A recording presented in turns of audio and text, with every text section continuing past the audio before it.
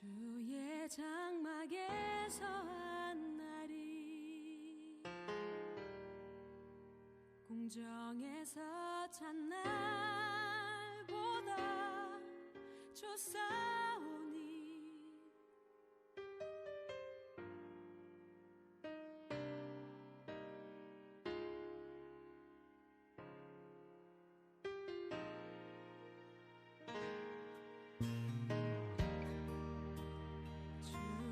성산에서 한 날이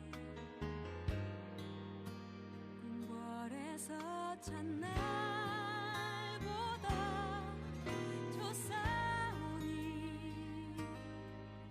나의 영혼 주님을 기뻐해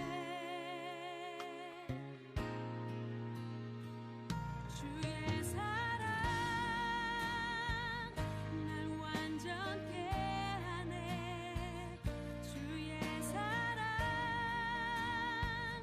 날 새롭게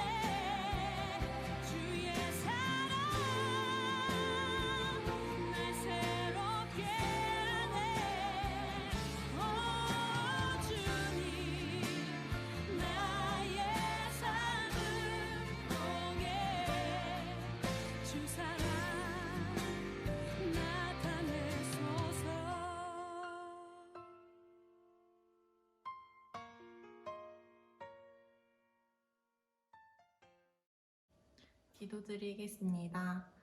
사랑하는 하나님, 오늘도 하나님의 은혜로 이렇게 예배를 드리게 해주셔서 감사합니다. 하나님은 항상 저희와 함께 해주시고 변함없는 사랑으로 사랑해주시고 또 선하게 인도해주고 계심을 믿습니다.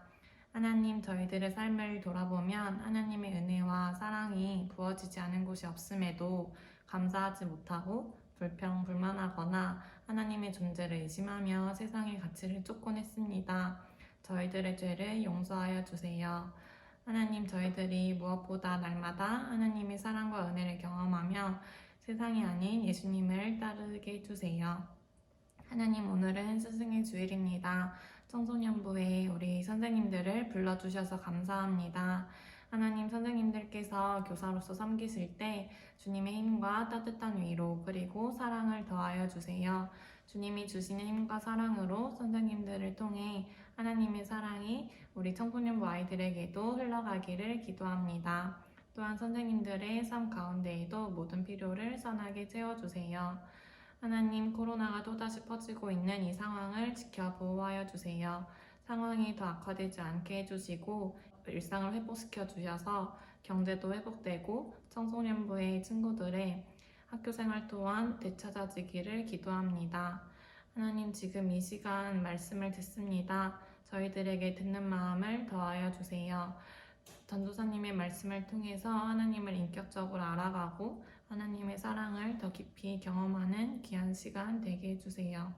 이번 한 주도 하나님과 동행하며 승리하는 한 주 되기를 기도합니다.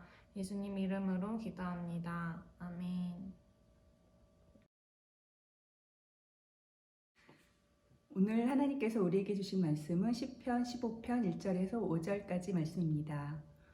여호와여, 주의 장막에 머무를 자 누구 오며 주의 성산에 사는 자 누구 오니이까.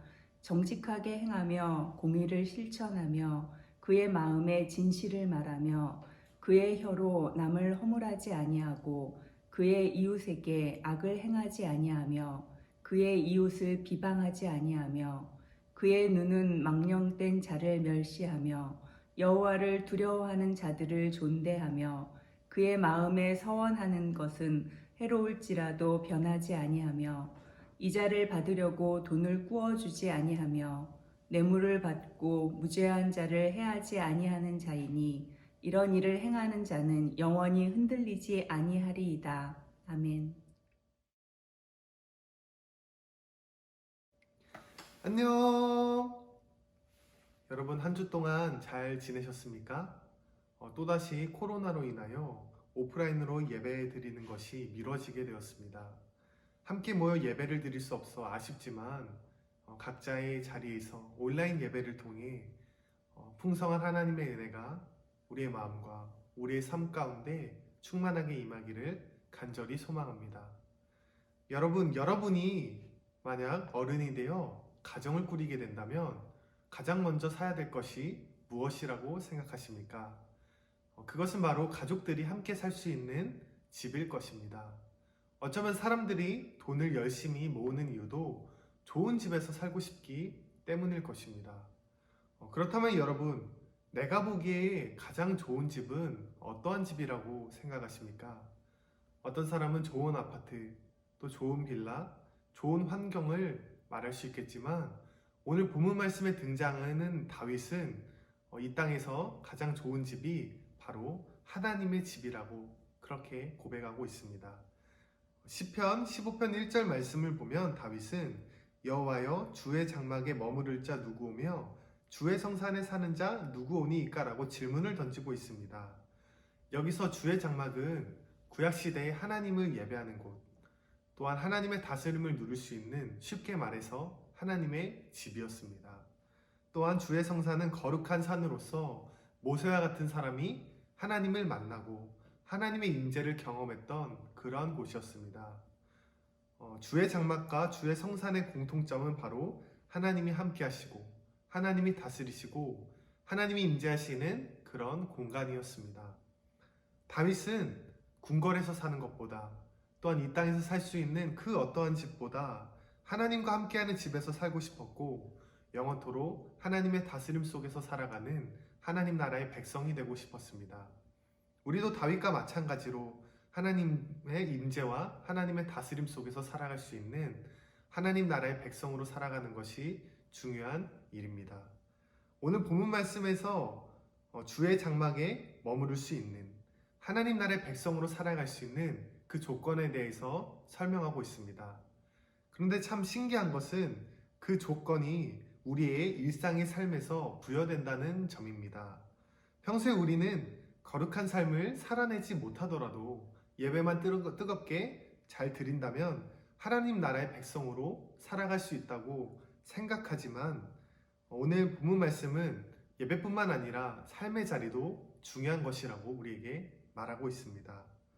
우리는 한 주 동안의 나의 죄와 연약함을 씻어내고 훌훌 털어버리는 수단으로 예배를 생각하지만 사실 예배는 한 주 동안의 정직하고 정결한 나의 일상을 하나님 앞에 올려드리는 거룩한 의식인 것입니다.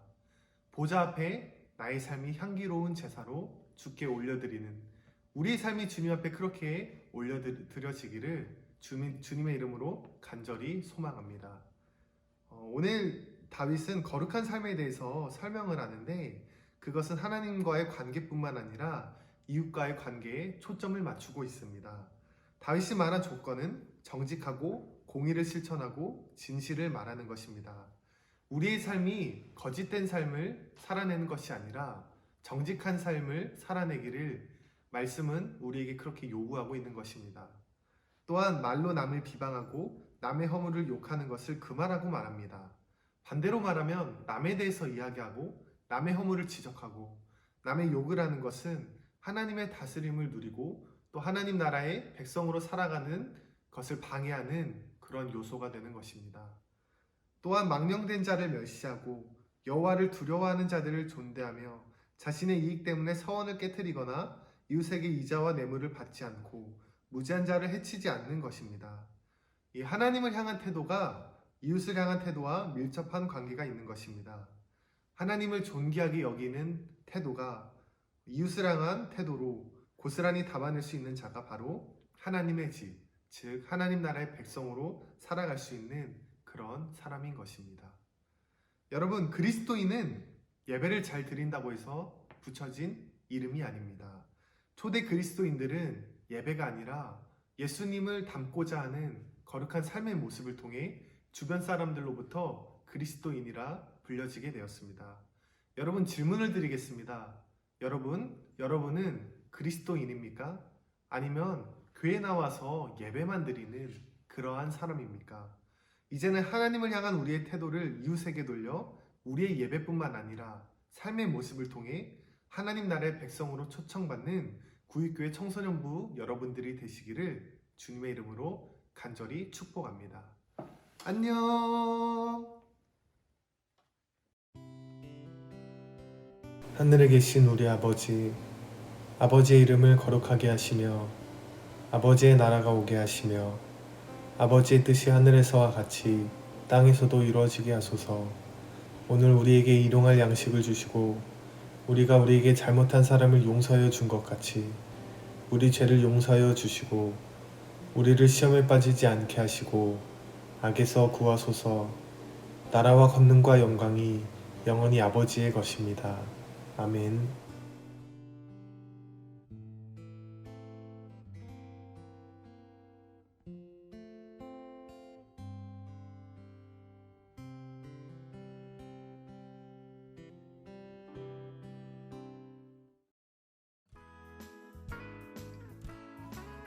여러분 안녕! 광고 시간이에요.